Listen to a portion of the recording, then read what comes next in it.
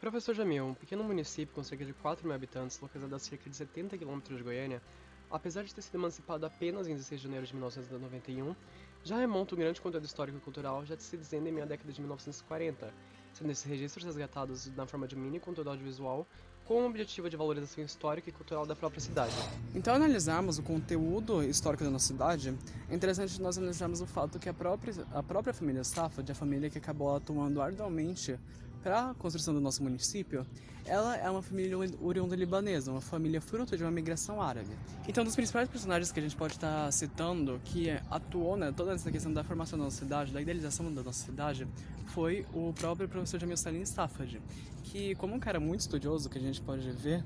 ele tem uma vasta formação acadêmica, sendo que ele já foi até de escritor, como, por exemplo, temos um livro aqui, O Café e o Mascate, que foi escrito por ele, além de, claro, vários outros livros que não temos em mãos. E também ele já foi, por exemplo, até mesmo professor de História na USP, então é bem interessante a gente falar dessa questão da sua própria formação acadêmica. Além disso, a gente pode citar que o próprio Jamil Salim Safad ele criou uma empresa de transporte chamada Rumo Oeste,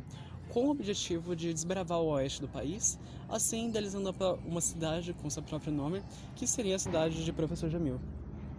Ainda se dizendo a respeito da família Safad, o professor Jamil Safad ele foi um bando brasileiro que em seus estudos ele descobriu o paralelismo social entre o povo árabe e o povo brasileiro, e por isso ele sonhou em fundar este povoado onde aplicasse suas teorias. Sendo que em 1946, os três irmãos Taufik, Jorge e Jamil resolveram realizar este sonho. Em 1948, escolheram este local à beira da antiga BR-14, hoje BR-153, no município de Precanjuba. Em 1949,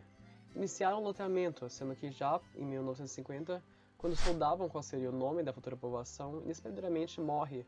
o professor Jamil, que deixa seu nome para o local como uma forma de homenagem. Além disso, quando vamos estudar esse conteúdo, é notável o grande engajamento que a família Safad deteve em quesito religioso, sendo que mesmo antes de ser concluído o projeto de planificação de loteamento, que se transformaria em uma urbe, já se iniciara a aproximação espiritual de toda uma sociedade que vive intimamente ligada pelos traços sociais e espirituais, sendo a nova urbe marcada por um marco de cristandade, que seria a cruz no centro da praça principal, sendo que em 1954, e de acordo comum com os fazendeiros, Nossa Senhora das Graças foi levada à padroeira da nova cidade que inicia sua vida comunitária ascendente,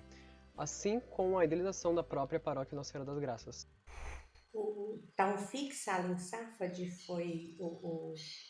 um dos fundadores, né, que mais tempo viveu aqui em Professor Jamil. Ele era um homem de muita força, muita coragem, um homem que trabalhava mesmo fisicamente, além de ter uma capacidade intelectual muito grande.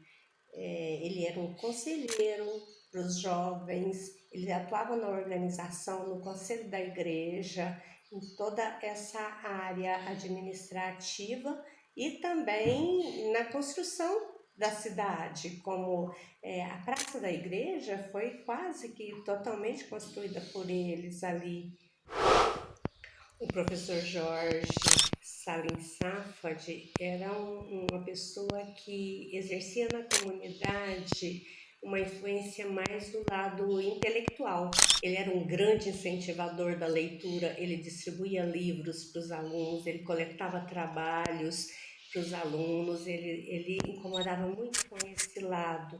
do crescimento intelectual da comunidade. Ele atuava mais nessa área, morador de São Paulo, vinha 2, 3 vezes por ano o professor Jamil. A Escola Estadual Antônio da Cunha surgiu da demanda de alunos grande na região. Aqui existia a Escola Isolada Oswaldo Cruz, do município de Piracanjuba, e com o aumento de número de alunos, teve que desmembrar as salas de aula, que antes eram multigraduadas, de primeiro ao quinto ano. Aí surgiu a ideia de construir uma nova escola, mas antes que construísse essa nova escola, funcionava a sala de aula na casa da dona Benedita Juliana Machado, que era a professora, tinha sala improvisada no salão do posto de gasolina e debaixo de árvores. Então eles usavam de toda a estratégia possível na época para oferecer ensino às crianças do Jamil. A primeira escola do professor Jamil foi a Escola Estadual Antônio da Cunha. Ela foi fundada em 1962. A área é uma área de mais de 6.000 metros quadrados, que foi doada pelo seu filho e o seu Jorge, para o governo do estado de Goiás, para a Secretaria da Educação. Ela funciona até hoje e o que mais chama atenção foi a organização dos primeiros gestores da escola, a professora Alessandra Elou e Zahria Elou. A Zahria foi gestora durante muitos anos, eu não tenho assim o total de anos não, mas creio que foi por muito tempo ela comandou a educação de professor Jamil. Eles valorizavam muito o trabalho dos alunos, o trabalho dos profissionais. Ela trouxe uma experiência de São Paulo para o Jamil e era uma escola bem avançada para a época. Tinha um jornal próprio onde era editado e publicado os trabalhos dos alunos, os melhores trabalhos. E hoje os relatos, todos os registros ainda estão vivos na escola, né? E é tudo muito perfeito, tudo muito bem feito para a época. Sendo que a partir dessa demanda de alunos, se tornou necessário a criação de mais 2 escolas, que seriam a Educandária João Modesto, a atual Escola Boa Nova, que hoje é representada por uma instituição quilombola,